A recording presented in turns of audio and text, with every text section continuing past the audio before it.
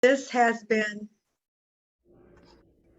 okay, welcome everyone. This has been such a honor for me. I mean, first of all, I have an idea and Doug takes it seriously.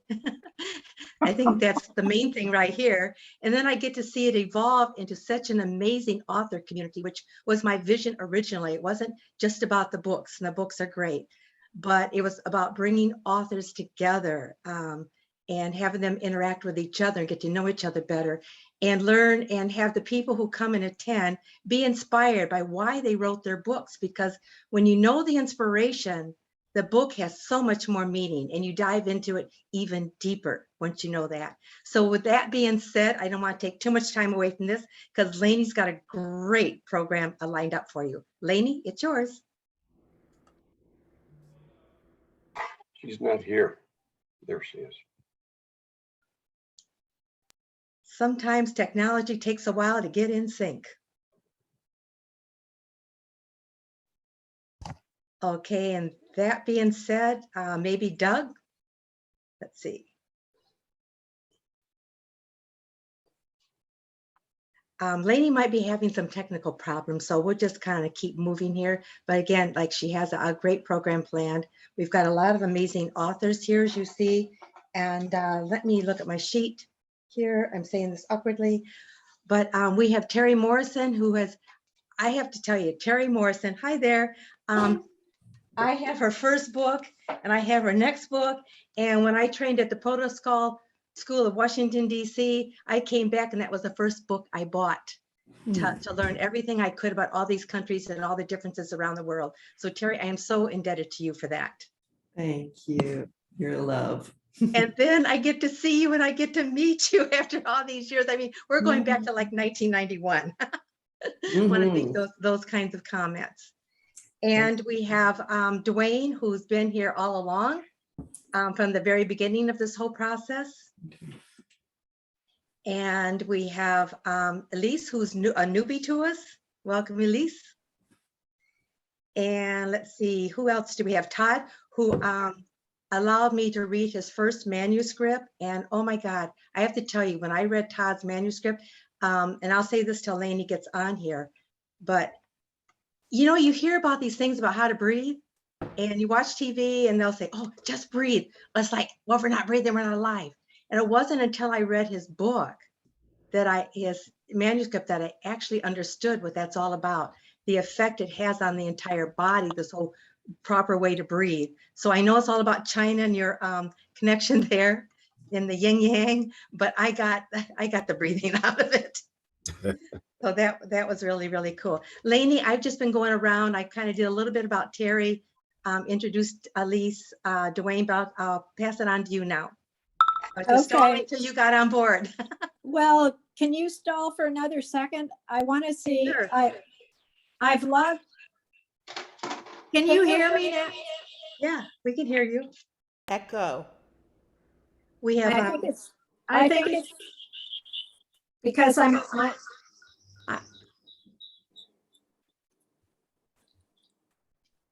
Brenda Okay. Harrington, we have Brenda too, so I'm going to keep stalling. Where are you, Brenda? Yeah, and so everybody, this is not the normal way we start our seminars. We normally have our act together, but this one had some technical problems, so we apologize. I'm Doug Brunke, the founder and CEO of Global Chamber. We are going to get going here in a moment. Our moderator is having some technical issues, and Lanie, give us a signal when you're ready. The purpose of these sessions, this is now the third series of book authors getting together at Global Chamber. The first one was around the particular stories of the book authors. We had 8 programs and I think maybe a wrap up, so it might have been 8 or 9.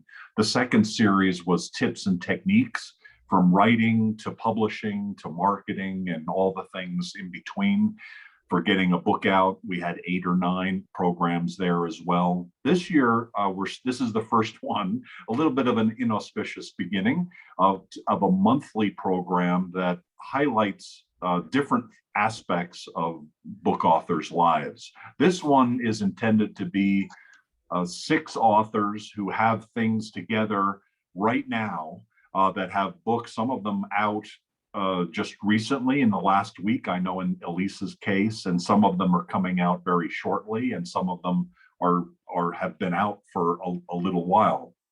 So we're going to hear Doug? from the more experienced authors like Dwaine and from Terri. And Lanie is an author, and it looks like she might have her stuff together there. Are you on your phone? It looks like. Doug, I can hear you, I can see you, and I'm hoping that you can hear me and see me. Yay, we Yay. can see you wonderfully. So thank you. Well, Hand it off thank to you you. No all. worries. thank you all for being so flexible. This is a new experience for me, and I am just glad to be with all of you and for getting us started. And I think given that we are fortunate enough to have 6 published authors and not very much time. Oh, Doug, you look like you're stuck, which probably means I'm stuck too. Yes. Well, this is an interesting morning. We can hear you, but it's breaking up. So we may want to, it is what it is, right? So you may want to keep your questions short, and I probably will work out fine for everybody. All right, I'm going to log off. I'm going to log off in a minute and then come back in, but let's start with Terri. And we've asked all of our authors to tell us why they wrote their book, who their target market is. My apologies, sorry. I'm just coming. Sorry. Manoj, good morning. We're having I'm having technical difficulties, which are flowing over to everyone. So I'm going to ask Terri Terri, can you hear me? Yes. All right, would you launch us in the official part of the meeting? And please tell us a little bit about why you wrote the first Kiss, Bow, and Shake Hands, how you came to turn that into a series, and what's happening next for you. So Sure. I'm going to leave for a minute and see if that will solve the echoing breakup problem and come back in a minute. So Terri, I'm turning it over to you. You've got about 10 minutes. All right. Thank you, Thank Lanie. you. First, I'm sending good thoughts to Lanie and her tech problems. I know how that feels. We all do, I think. So Doug knows that I actually started with a digital product back in the day, back when there were thermal faxes and such, because DuPont, that's how I communicated with them.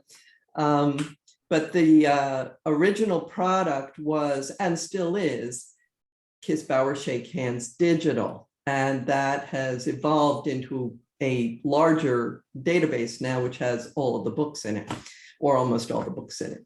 But when I first had my first client, it was DuPont and AT&T. These two environments were printing off these country profiles, and they both called me and said, you need to come out here and look at this, because they had rooms filled with these printouts. And they said, we want you to make binders. And I was like, I'm not making binders. So I got a book, a great book called The Writer's Market. And I looked through it and I figured out, okay, these people publish international business books. So I thermal faxed them query letters, and then I called them the next day. I didn't have a manuscript really, I had the digital product. And I said, I've got 2 clients that will each buy maybe 1,000 of these books. And I had about 6 weeks to close because I was very pregnant at the time. And I was like, I got to get this done. So had the 2 offers to do that based upon the fact that I really didn't know that I could write books. I was writing with University of Pennsylvania and Cornell and other environments, these country profiles. So, and working with DuPont and AT&T, they had their employees give me feedback all the time. So that's how I started. And that turned into a series now of all of these books. We've got about 11 now.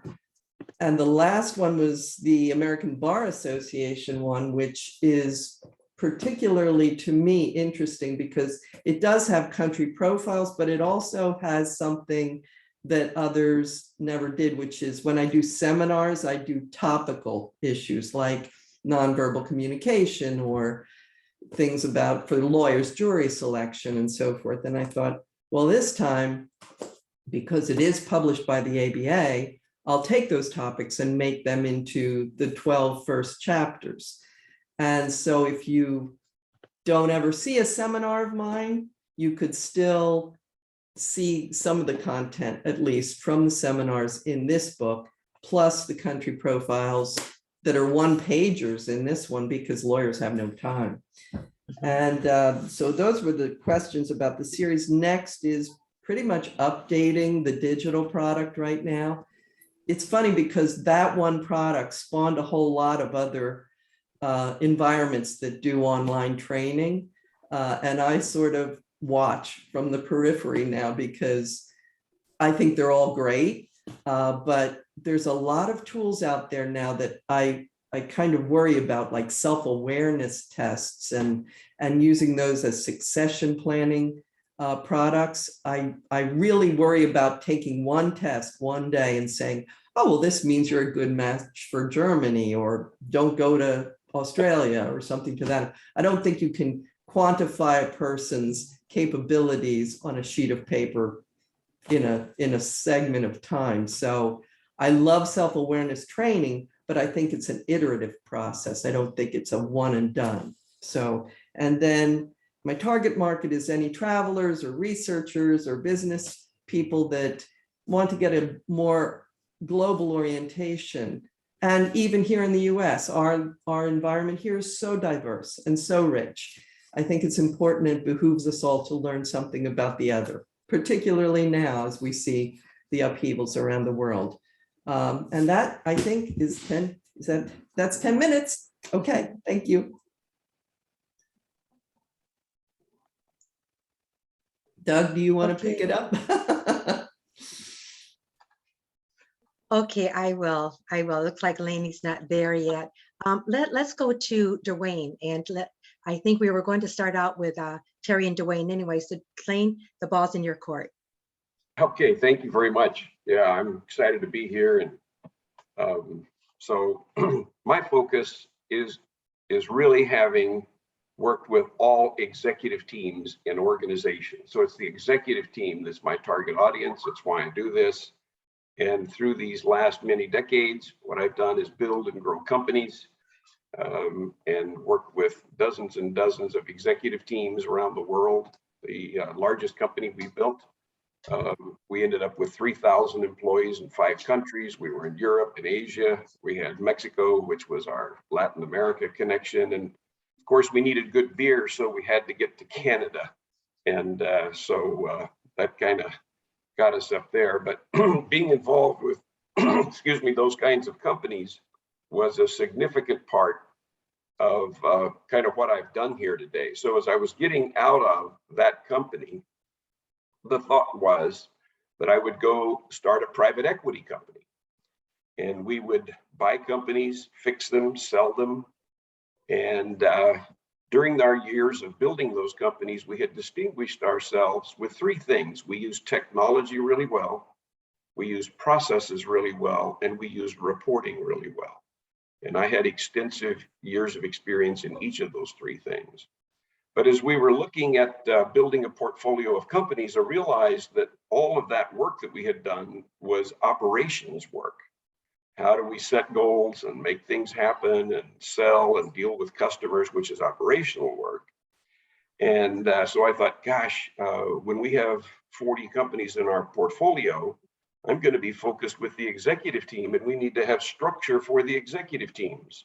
And so that's been a part of this whole process. So what we have today is we have a set of tools. You know, every segment of your business needs to have an app. So it's all, of course, on your phone, it's on your laptop. And so we have a set of tools for the executive teams. But we also need to train coaches how to help executive teams use those tools. And so this book here, this 8th book, is the coaching role in helping train the executive teams and engaging with the executive teams to use the suites of tools to enhance their leadership role in their companies. And so, as you can see, this has just been this is what I've done for these many decades. It's a part of what I do. It's excitement, and I've had a lot of writing experience through the years. And so we just put it into a series of books. And the series of books that we're talking about today are part of really certifying coaches. So the coaches can get a white belt, green belt, blue belt, purple belt, black belt, and they get certified to use the tools. And then we have this ongoing community that goes around this. And so the series of books is a body of knowledge, really clarifying a framework and a series of tools, and that provides structure and discipline and guidance for the executive teams in their leadership role. Thank you, Dwaine. Thank you very much. And I have to say that I had a conversation with Dwaine last night because I'm bringing my coaching and mentoring background back forward, or bringing it forward again. And he's got a lot of ideas for me. So I'm looking forward to carrying that conversation on a little bit more. I do want to say to everyone here that once we are done hearing from our spotlighted authors, we're going to open it up to questions for all of you to ask. So please make a note of any question you have on paper, or certainly do it in the chat box, but you will get that opportunity.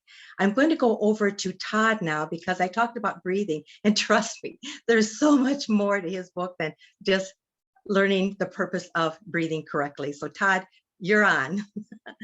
Please give us your journey. And it is a journey. Okay, thank you, Gloria. I want to thank Gloria and Lanie and Michael for your guys' support in getting this out. And one thing is, Lanie asked us about books and authors that we're reading. And so I'm going to go ahead and share mine since I had the book out, because I wanted to share with you this is my favorite author. And his name is Zheng Shiqiang. And this is a book about the Chinese mindset. And it's one of my favorite books. So I wanted to get that out of the way. So this is my first book, and it started out as just a book about mindfulness and sharing my experience with learning mindfulness through living in China for 20 years, speaking fluent Mandarin. And I learned this from a Taiwanese monk who had a very broad understanding of the combination of mindfulness, Buddhism, and Taoism. And so it was a very interesting experience, and I am very fortunate to have had that experience. So I basically wrote the book just to share with people my experience with mindfulness and meditation, focusing on the breath, awareness of sensations, awareness of emotions, and the ability to be able to change them into, because the mind, the brain is plastic. And so because of that plasticity, it allows us the opportunity to be able to change those things, the negative thoughts, the negative verbiage, whatever is going on in our heads, to make it positive, which basically changes our whole worldview in our life. So who is the book written for? Basically anybody who has stress, anxiety, anger, fear, even addiction. I think it's a book that really is fit for anybody who is looking for a way to figure out, you know, why am I the way I am, in a sense, to get that insight. And then the last question was, I don't have the question in front of me, but I had the answer. Life is not supposed to be life is not supposed to be the way society tells us and how we're conditioned. That's not reality. We need to recognize reality, which is inside us, because our life is experienced from inside, not from outside. And so when we're able to tap into our own inner experience, then that helps to change our outward experience, and it helps to make us be able to live with some of those challenges and difficulties a lot better. So I'll just leave it at that. Thank you. Oh, and the name of the book is The Heart of China: How Mindfulness Changed My my life. Oh, and I'm also supposed to talk about the series, because it is going to be a series. It didn't start out as a series, but I decided to make it a series because I want to share with the world my experience of living in China. So that's the heart of China, because Chinese culture is and thought and philosophy is an amazing thing. And the more that we can understand that, the better we will be successful with China. I see so many people in their responses towards China and what's going on from a very frustrating perspective, because I lived with the people for 20 years. I speak their language, I interact with them, and I get along with them, and I know how to make things work and how to make things not work. And unfortunately, I see a lot of how to make things not work going on. So I'd like to be a part of changing that. Thank you.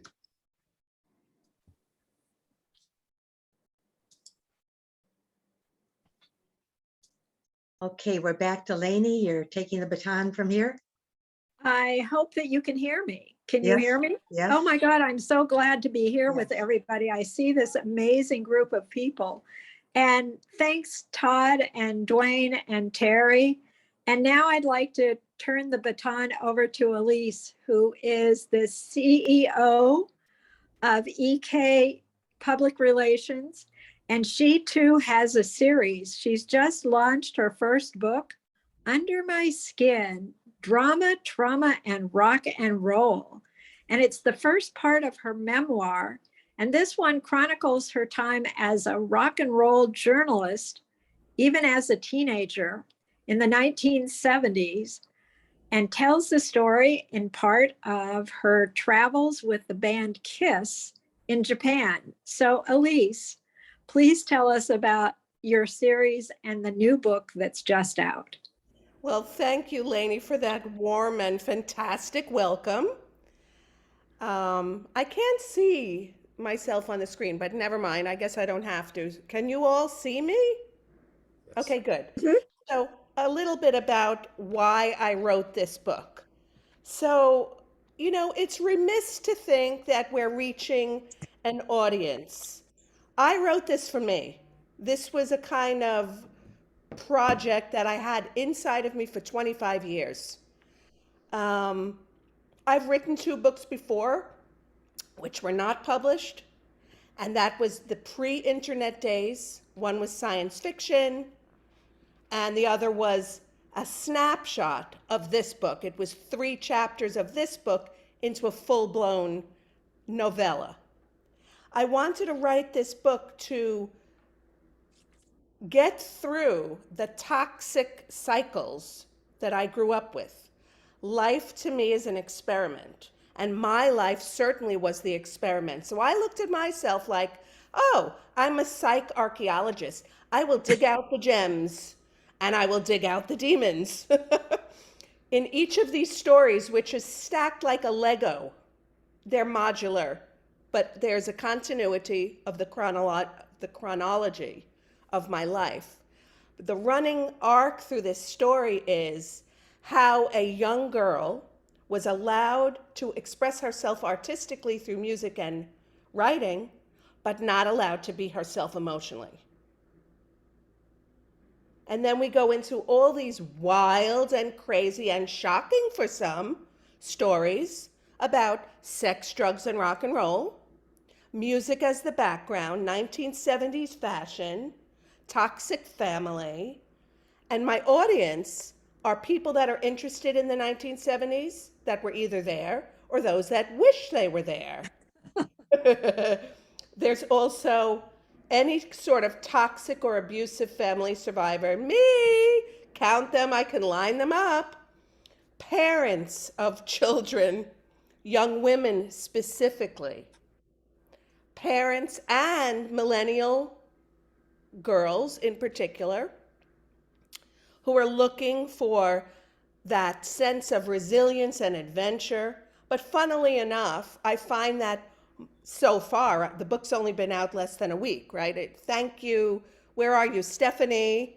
Stephanie and Christopher Herring, thank you so much for helping me, of Global Law and San Antonio. So the book's only been out a little bit more than a week, and I've had a lot of podcasts and Book signings, that's because I'm in PR. So one would expect something, right, as a result. But what I'm finding is that more men are interested in this book. So we'll see how it goes. So back to why I wrote it. I wrote it to extract, to excavate, to exorcise those demons from me. And they are exercised. Let's put it this way. I said, life throws you curveballs, a lot of curveballs. And my attitude is just get a bigger bat.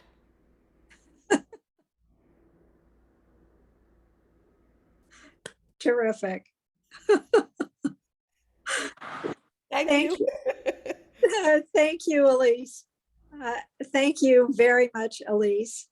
And now I want to turn it over to the gentleman who is zoomed in the longest distance, flying on that magic carpet thanks to Cesar, Manoj Gursahani. Are you here?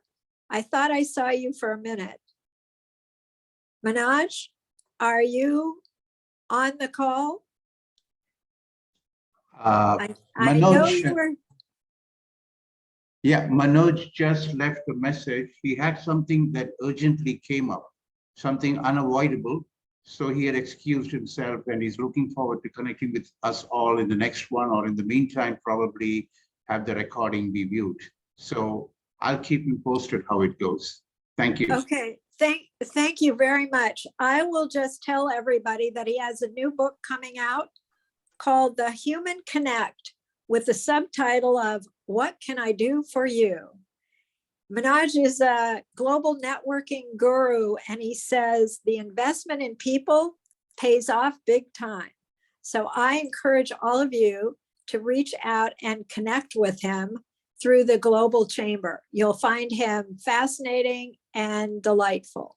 And we'll look forward to welcoming him on another one of these author series. So that takes us to Brenda Harrington. Brenda, are you here? Can I see you? I'm here. Oh, yay. That's great. So Brenda's the founder of Adaptive Leadership Strategies. She's a leadership development consultant. She works with corporations, government agencies, does work with the United Nations, and she has written a new book, very timely, called Access Denied, Addressing Workplace Disparities and Discrimination. And Brenda, turning it over to you. Thank you very much, Lanie. And I always have to pay homage to Gloria for this wonderful idea. This conversation is the first time I'm showing up referring to myself as an author. So thank you very much. This is my first book. I appreciate it. I never intended to write a book. It was never anything in my list of things to do or my bucket list. But after more than 40 years in the workplace and more than 10 years as an executive coach working with global leaders around the world, I've just felt a sense of urgency to address something that hasn't changed very much, unfortunately. So my why is because I wanted to create a resource to help people become better stewards of their circumstances. The things that I experience with many clients, the things that I see, the things that I hear about are no different than things that I've experienced over the course of my career over the past 40 years. Not much has changed. So Access Denied is a compilation of true stories, some my own, many from others, about workplace experiences encountered by Black and Brown professionals just trying to develop their careers. I offer coaching and reflection tips. Each chapter has reflection questions and exercises to help people make different choices and to help people just address some of the things that they are powerless to change in many cases. You can't play soccer on a baseball diamond, all right? So you first have to understand the game that's being played, and then you are in better position to compete. I'll put it that way. My audience primarily is early to mid-career minority professionals to help them have the tools. You know, I've watched people take 20, 30, 40 years trying to figure it out. I don't want people to do that. If I can save that time, if they can help to get on the right track sooner, I want to be a part of that. But the broader audience is everybody. I think that this, and hopefully when you look at, I'll share the web address in a minute, but when you look at the book and you look at the reviews, it reflects the fact that there's something for everyone to learn. So it provides perspective maybe that we don't all share, and it's an opportunity to create awareness. The takeaway, you know, in the introduction, I make two really important points. One, what you're experiencing is real. You're not crazy. And two, you're not alone, because there are more people than you realize who are experiencing the same thing that you are. So very quickly, the website is up, www.access-denied.net. The second page of the website, there are only two, is a fillable form for people to join this community. I'm going to be developing focus groups and peer groups so that we have a place to have these conversations, to collaborate and work toward meaningful solutions to address some of these issues. Thank you very much. Oh, thank you. I think we all look forward to reading your book, and thanks for sharing this morning. Gloria sent me a little note to say that since I was off fooling around trying to figure this technology out, we didn't do much of an have a chance to do much of an introduction of our original first speakers. So I want to go back and just add in a little bit about the first three speakers and wave at me. Brenda, I can see you, so wave at me if I start talking about stuff that everybody already knows. But I just want to point out that and say thank you to everybody for being so flexible this morning. And go back to the idea of introducing Terri at the very beginning.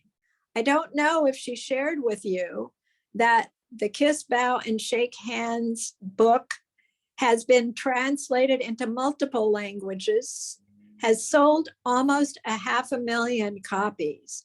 There are, Terri, I think 16 books now in the series. And the newest book is Kiss, Bow, and Shake Hands, Courtrooms to Corporate Councils. It was published by the American Bar Association, and it's their #1 leading book.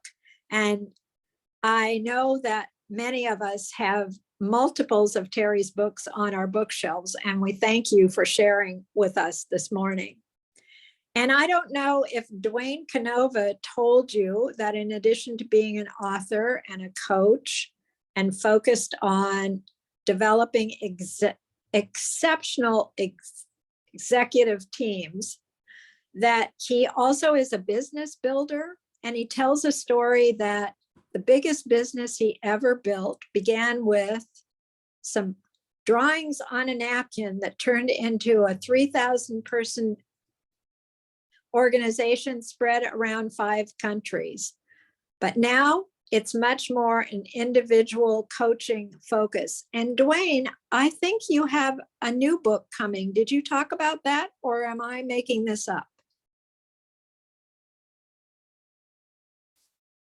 Aha, I can't hear him, but Yes, we'll yes, we did. We chatted about that. Yes, thank you. Okay, I missed all the good stuff, or some of the good stuff with you anyway. And then Todd, I came in and heard some of your introduction, and I just wanted to add that we talk about you as being multilingual, but also multicultural. And did you talk about the fact that you are the executive director of a US-China consulting, cross-cultural understanding consulting practice, in addition to being an author of now the beginning of a series? So I don't want to miss that. And with that, No, I didn't, but thank you, Lanie. there's a business side besides the author side. We all are multifaceted.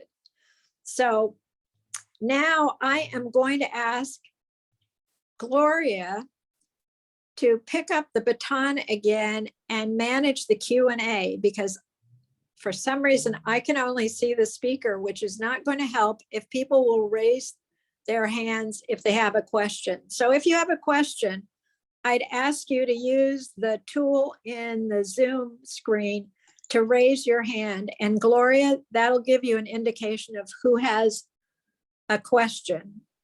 So would you mind taking over again?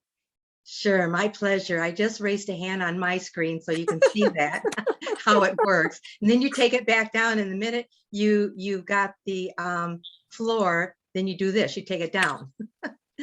Okay, so I'm going to reach out now to see if any of you have a question that you would like to ask any of the 5 speakers, or 4 now. We've unfortunately lost one. But I do want to say that in April, I will be moderating, and I can bring Manji back for that one. So I'll work on that, see if I can bring him back in April so you can hear him. So do we have questions? Because this is for you too. This is your show also. I don't see any hands. Gloria? Yeah. While people are thinking about their questions, let's go back to the authors. Okay. Because there's a question that we always have in our minds and never get to ask. So this is a special opportunity. And let's go around the room again in the order we started and have our authors tell us, what's your process? Do you pull out your computer? Do you write with pen and paper? Do you hide yourself in a cabin somewhere, or do you write at the local coffee shop? How do you get the idea from where you are, the idea out of your head into something that the publisher can publish? And Gloria, why don't you tell us, you're an author and you're going to moderate instead of sharing next time. Why don't you start out by telling us what your process is, and then we'll go to Terri, and then we'll go to Dwaine. Oh my word. My process, it started by accident. I don't know how else to say it. It was a very difficult time for me. I have been in this industry, and I'll do this in just 2 or 3 minutes, since 1985. And I put a lot of time and energy, research, everything you can think of, everything that's inside of you, into my seminars, workshops, and training on professional image, business etiquette, and protocol. And then one day in 2010, I ended up in the hospital, not knowing I was sick, had no idea I had cancer, because I had one of those sneaky ones that has no symptoms. In other words, it was one of those cancers that I was diagnosed improperly, misdiagnosed, until it was almost too late and I didn't see tomorrow. And while I was in the hospital for 7 days, my inspiration was, you know what? If I had not made it, and I came very close to not making it, my daughter would have buried my laptop with me. And I thought, I can't let that happen. I've got to let everything live on. This is too much work. This is too much time. So my 4 books came out of a legacy mindset. That's why I did it. I wanted my legacy, my work to live on if I didn't. So it's all about legacy for me. That was mine. Wow. Thank you, Gloria. Thank you for sharing. So with that notion, and of course, there's more legacy going on. More things have happened, but with that legacy in mind, let's go to Terri. And I know one of the questions that you did ask Terri earlier, and I saw it in one of the emails, is even her favorite book. So when we go to you, you can either share your inspiration, how you keep inspired, what keeps you motivated to write that book, or share a book that you've read that was your inspiration. And I'd add one more thing. It's interesting to know, do you handwrite everything? Do you dictate it? How do you get from in your head to something that the publisher can publish? So lots of questions, Terri. Okay, Terri, you're on. Thank you. You can choose which one you answer. Okie dokie. Gloria, I'm so glad you're better. That's a poignant and powerful story. So God bless you. Amen. Glad that you're feeling good. You look great. I do everything. I write, I use Post-its, I use boards. The place is a mess when I'm writing. And I have to allocate absolutely, maybe 10, 12 hours. When I start to, the worst thing is you start to get into a groove, right? And then you have to stop because, I don't know, for whatever reason, the dog barks, there's something happening. So I do try and find space that I can't do anything else because I'm easily distracted. So at one point I had a 1-bedroom place down near a beach. That was for the sales and marketing KISS because I couldn't get it done. And then for this ABA book, I had an office. So that's one of the pieces that helps me, but I spend a lot of time in libraries too. I just feel great. I'm surrounded by books, what could be better? So you feel almost like you're in a cathedral. But I'll use the laptop. I do a lot of interviews. I interviewed over 100 attorneys and judges for this last book. So, but when I interview, what's different is I will never record them for a lot of reasons. But one is I worked with a guy who was a reporter for a long time. And he taught me that if you use, which I'm making notes today, a pad of paper and a pen, you will focus a lot better on the audio and how you transcribe it into, and you select the topics, and it leads you to, many times in my experience, I'll interview somebody for 30 minutes and I won't get the hook, the opening, until almost the end because I don't know the person well enough to ask the right question. So if I don't get to interview you, I can't write about you. If I don't have enough time, I can't extract the right piece. So it doesn't matter if I'm writing I book art shows at the library, I do a lot of different things, but it's a combination of factors. And that gives me the sensibility that it's well organized at the end, because then you can actually see it on the walls around you. And, I have these big poster boards. I know what chapters where. That's a long-winded thing, but that's how people work, sometimes. Okay, thanks, Terri. That's fascinating. And I know you had a book that you wanted to mention. Do you want to pick that up? And then we'll go to Dwaine. Yeah, you said what's an interesting book. I liked Mary Roach. I love science, I love tech. And Mary Roach is a really good writer of science material. She wrote Gulp and Bonk and so forth. But the first one I read of hers was called Stiff. And it's about the interesting life of cadavers. But she's a funny writer too. She's engaging. And I have friends that I gave it to, and one of them was never going to be an organ donor. And after she read this book, she registered to be an organ donor. So I think it changed a couple of us. Oh, thanks, Terri. Thank you very much. And let's go to Dwaine.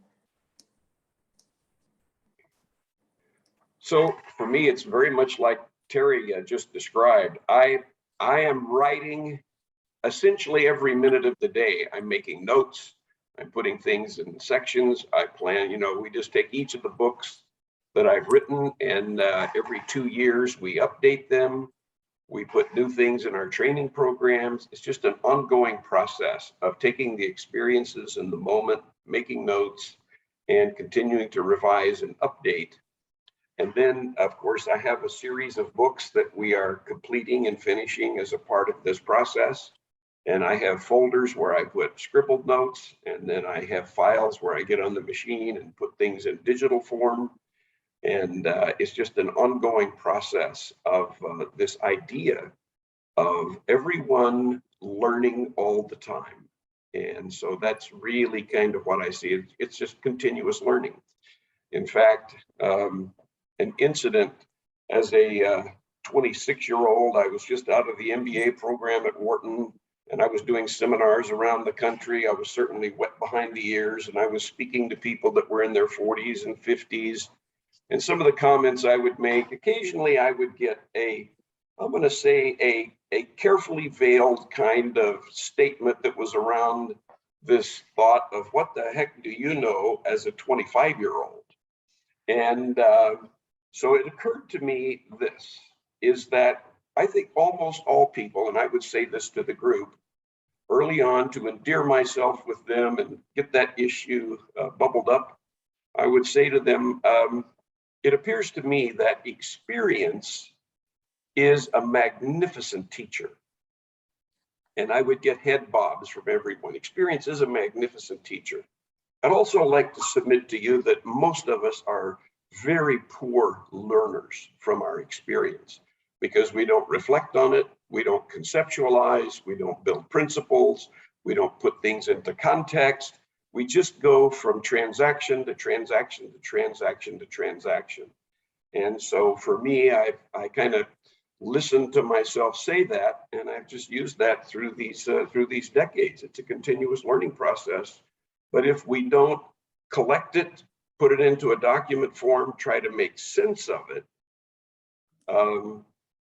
it really isn't helpful. In fact, the book that's kind of right up by my finger here in the screen is a book that guides people to document their own treatise of how they lead and manage. And you can come to the website and do it for free, fill out the form and document and build. And at the end of it, you have your ongoing treatise, and you can continue to update it and change as you learn new things, because I have found this in my speaking world as well. If I meet with a group of executives, and I usually begin by asking them, look, I'm going to hold up a book. If you've read the book, raise your hand. So I hold up a Simon Sinek book, a Brene Brown book, a Lencioni book, a Maxwell book, and I'll get 80 or 90 hands out of 100. Then I ask, okay, please share with us an item that you liked in one of these books or another popular book, and just share it with us, what you liked and why you liked it. So you get 10 or 15 of those. The group of 100 are now connected because they relate to more than half of those events. Then I ask this question, okay, for these things that you like, share with us about an item you implemented in your company and what was the impact? No responses. So most people turn all of this stuff, this magnificent teaching, to a short-term entertainment process rather than something they incorporate into their ongoing life and work. Whoa, that gives us a lot to think about, Dwaine, to reflect upon. Sorry, I got a little carried away there. I apologize. No, don't apologize. It was good for all of us to hear that. I've heard you talk about that before, and it's a good reminder to don't just read, but really think and use what you read. And that's part of creating your exceptional executive leaders, isn't it? Getting them to do that. So thank you for sharing that. And now let's turn to Todd and ask him to share, how do you get it from your head to the publisher? Well, there's probably a lot that's stuck in the head, and I don't have a publisher, so that's the challenge, I guess. The way that I've been doing writing, it's kind of funny. I never thought I would ever write until I lived in China for 20 years. And I realized that, my God, I can't believe the experience. I can't believe the way my head and my heart gets tied up in knots that don't make sense. And so I started writing early on, just writing things down, writing experiences that I had. I would go home after an experience that I walked out of a store or walked out of a situation or an interaction with somebody that I was like angry. I couldn't believe what just happened. And I would write it down and just put it somewhere. And so then I started writing like a novel that was half mixed with me in China, in situations that I had experienced, because I experienced that country from the lowest to the highest, because I was doing business. I was managing Western companies over there and working for big joint ventures and doing things. But I was basically always the only white guy who spoke Mandarin, because I ran around with the Chinese after work. My friends were Chinese. I didn't want them to speak English. I wanted them to speak Chinese. People would come up to me and say, oh, can you speak English? And I'd say in Chinese, nope, sorry, I speak French, because I didn't want to lose the opportunity to improve my Chinese. It got to the point that, yeah, I'd speak English with them, but then they're like, no, it's too difficult. Your Chinese is better than my English, so let's just speak Chinese. So the experience that I found that I experienced was a roller coaster. And I understand a lot of the negativity towards and the perspectives towards China today because we don't understand them, because we haven't learned their worldview. And I've had people even say, oh, you were brainwashed. But I have a hard time believing that a person who is fluent in their language reads their books. The book I just showed you is actually in Chinese. Michael asked me what, he said it sounded interesting. And so I said, it's in Chinese if you're reading Chinese. So the reality of it is that I understand the Chinese perspective from the Chinese perspective. So I have two cultures in my head. I have two mentalities. And that's the thing that most people who are criticizing China today don't have. And so I want to share that with the world and help people understand things that they don't understand, but a lot of people don't want to understand it because it's not in their best interest. So anyway, I just kind of write, I just type mostly into my computer. Okay. Thank you. All I right. wanted to Well, take advantage of that opportunity. thank you. And then we look forward to reading the next book in the series. So something to look forward to. All right. Elise, coming to you to share. Sounds like you've been writing for a long time, so you probably have some special ways of doing it. Yes, well, I started as a journalist when I was 16. Actually, I was journaling when I was 11. And I also kept dream journals. So writing is just what I do, even when I'm not doing it, if you know what I mean. So I have two things to share with everyone here. As a ghostwriter, I have a completely different process than as a writer for myself, whether that's a book or whether those are magazine articles. As a ghostwriter, the process that I go through, not only as I mentioned earlier about building the arc, it's interviewing my subject. I have to be their eyes, their ears, their voice. So I interview the subject over long periods of time. I record that either on my computer or on my phone. I then transcribe it. But to get to those questions, I need to have an arc. I need to have the themes. And then what I do is I go out and interview their significant others or their close people. Now, another thing that happens in the process is I use a whiteboard and I use a program, I think it's called Wordle. It's not that word game. It's something like Wordle, where you put in keywords and then they pop up in all different colors and sizes.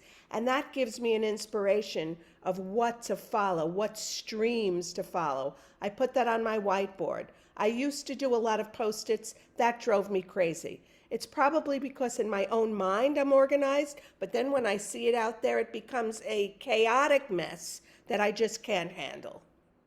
So I use a pad to write down the main themes, perhaps chapter outlines, titles, subtitles, chapter titles, that kind of thing.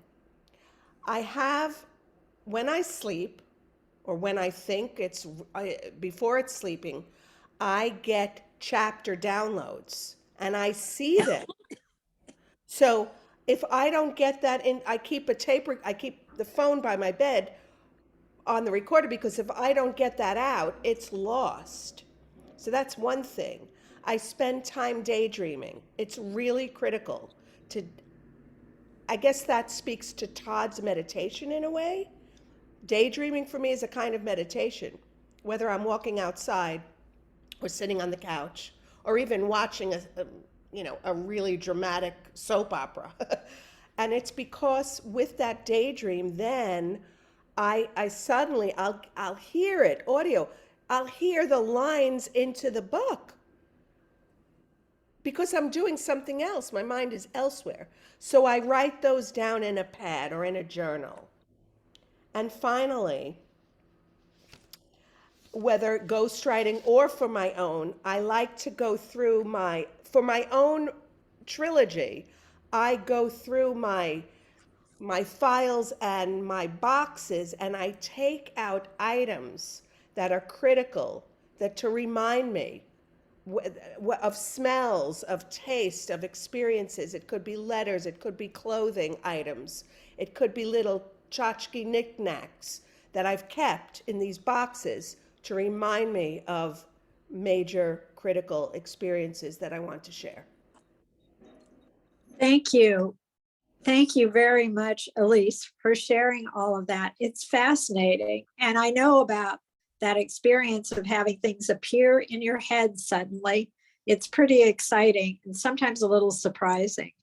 And Brenda, can you bring us home? We have about 4 minutes and so give us, we've got about 3 minutes for you to bring us home and tell us about your process. Sure. I don't know if I could call this a process, but it was interesting hearing all from everyone else, because it's affirming to know that I wasn't that far off base.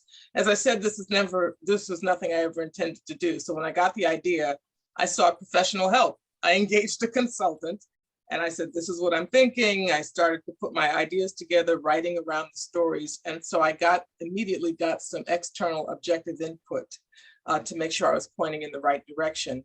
There is a bit of a chronology. I started in early years and then, come all the way up to current day, and the stories build in around that. And so as I reflected on things that people have shared with me, things that I've experienced with others, things that I've experienced myself, I basically started to line those things up. But I always sought counsel, if you will, to get input to see if it was making sense to anyone else but me. What you said, Elise, about things popping into your head resonated, because as that started to take shape, there are a lot of things that just started to show up for me.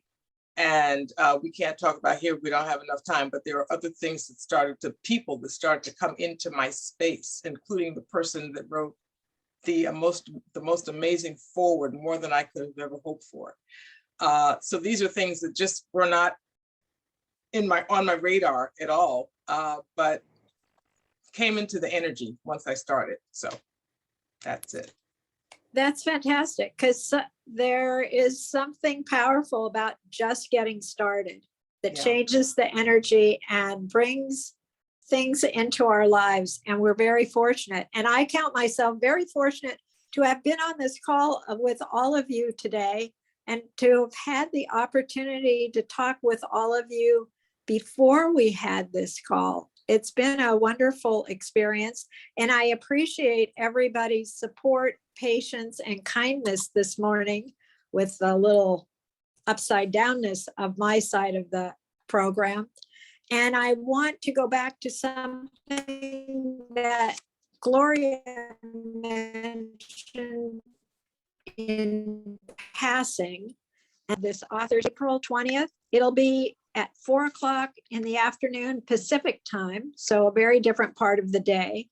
And we'll have 4 other authors talking about why I wrote or am writing a book. And we encourage all of you to join us again. Gloria will do a marvelous job as a moderator. And before we sign off, I would like to turn this back to Doug. I can't see if you're here, but I am expecting that you are somewhere still on the screen. Brenda's pointing to you, so I know you're here.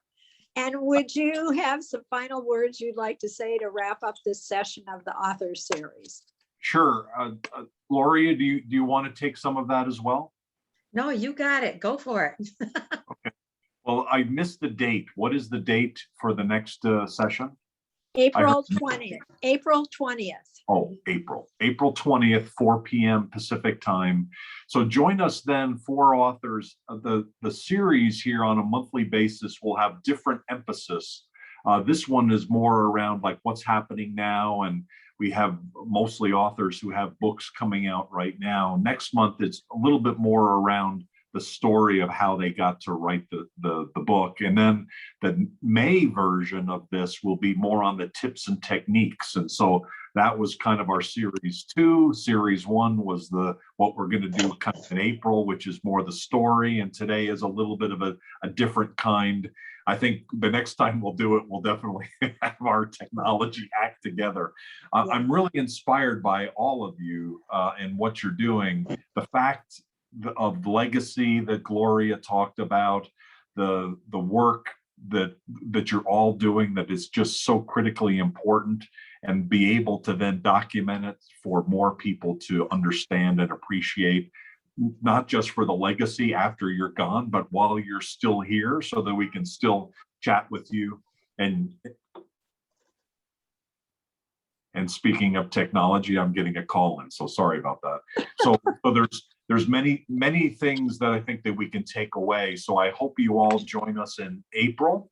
And thanks all of you for all that you do, and keep writing. Thank you all. Thank you. Thanks, Doug. Cheers. Thank you, Goodbye. everybody. There we go. We're signing off. Thanks to all of you. Thank you. Okay, bye. Hey, Doug. Thank you, Gloria. Thank you, Doug. Thank you, Gloria. Lanie. Gloria, I got you here a few minutes ago. So we're gonna be joining at 4 p.m. today. No, 4 p.m. is April 20th, Professor. Thank Yeah. you so much. Appreciate Yeah. it. Thank you. Good to That's so- see you. The 4 o'clock is because Thank our you. authors are from Australia and India, and we have to be time sensitive. No problem. Thank you, Dana. Gloria.